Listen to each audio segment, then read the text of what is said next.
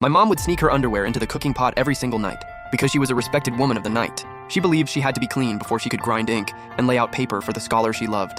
That man was my father. He was the most brilliant man for miles around, living off every penny my mother earned.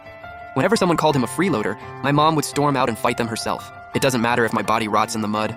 I'll let my husband climb to glory on my bones. 5 years later, my father topped the imperial exams, and the emperor offered him a princess. The perfect excuse to ditch his wife and rise to the top.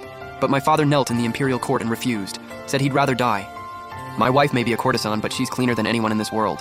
If I betray her, heaven and earth will not forgive me. My father kept his word and married my mother with a full ceremony. For those few days, my mom smiled like a little kid.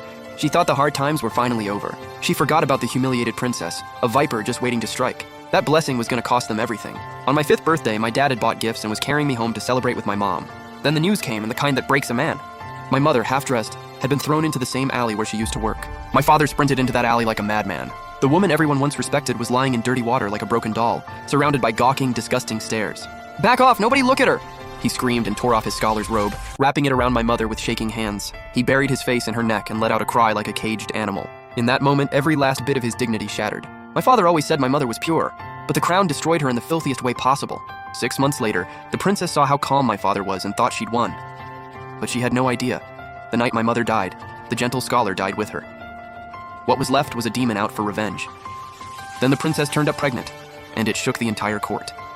The months piled up. No robe could hide it anymore. Dirty secrets always get out. If this got out, it would be a full-blown scandal. Rumors about the princess losing her virtue before marriage had already spread beyond the palace walls. The censors' complaints had piled up like a mountain. Late that night, someone dressed as a palace maid knocked on our door. In the dead silence, I could hear her muffled sobbing. "My reputation is completely ruined, and you still won't ask the emperor to approve our marriage. Pei Lang, do you want me dead?" My father's voice was ice cold. "Get rid of the baby and I'll marry you. You don't want to walk down the aisle with a bump, do you? There'll be other children, but you only get one wedding." "I'm scared." "Scared of what? You want the emperor to find out it was me? That ruins my career. Princess, we rise together or we fall together. I've got nothing to lose, but I'm doing this for your future." "But what do I even tell the emperor? He'll kill me." My father's voice turned soft, dangerously soft. "After you take care of it, tell the emperor a servant did it. Then say you'll only marry me. He'll be furious, but he'll have no choice. He'll even give me a promotion to keep me quiet. The higher I rise, the better it is for you, right?" A few smooth words, and my father had the panic-stricken princess wrapped around his finger. The procedure took a toll. The next day, a servant girl came crying to our door. The princess had been bleeding non-stop after taking the medicine, and she begged my father to go check on her. My father brushed it off with one line and sent her away. "Too many eyes around, I can't go." 5 days later, the imperial decree came down. The emperor forced the marriage and promoted my father on top of it. Word spread that the top scholar had picked up quite the damaged goods. But I knew. My father planted that rumor himself. Years ago, when my parents married, the 3rd princess had sent a worn-out shoe, mocking my mother as trash from the streets, unworthy of a scholar's wife. Now my father was making her eat every one of those insults, piece by piece, flesh and all. The wedding was thrown together like a joke. The princess had to wear the first princess's old hand-me-down dress, borrowed overnight.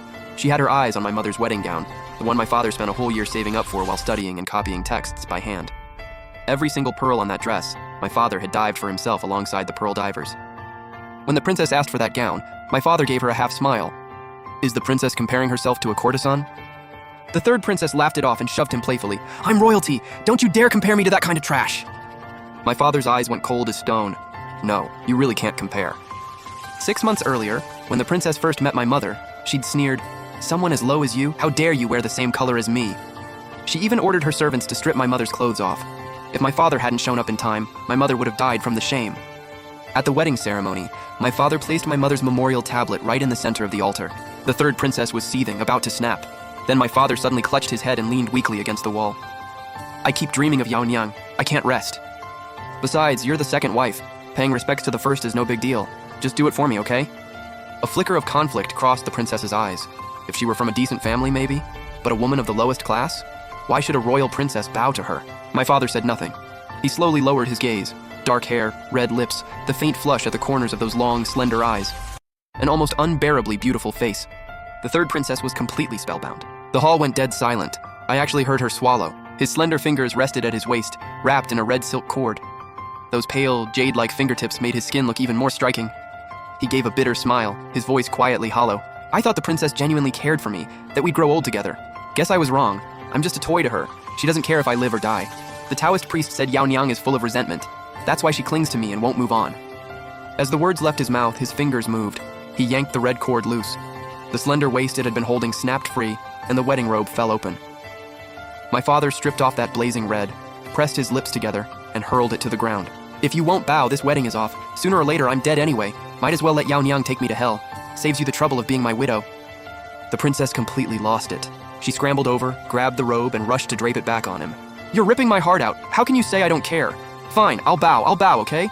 Just put it on, please stop. Only then did my father let her dress him and complete the ceremony. Afterward, he pushed and pulled until the princess served tea at my mother's memorial tablet, then sent her off to her room. That night, my father slipped a sleeping drug into the princess's recovery medicine. Then, he held me in his arms and sat outside the ancestral hall, where my mother's tablet rested, and wept through the entire night. I asked him why he wouldn't go inside. The moonlight was pale. My father's face was paler than a ghost's, but those dark eyes of his, they were wet. Be a good girl, Yao Yao. Go light a stick of incense for Mama for me. Daddy's scared. Don't be scared, Daddy. Mama won't hurt you. She loves you so much. Even as a ghost, she'd only ever protect us. My father jerked my hand away like he'd been shocked. His hands were trembling. He crumpled to the ground and collapsed against the tall threshold of the hall, sobbing. A sound he'd been holding back so long it came out broken. Daddy has no right to face your mama anymore. The next morning, the princess woke up and asked my father where the wedding robe had gone.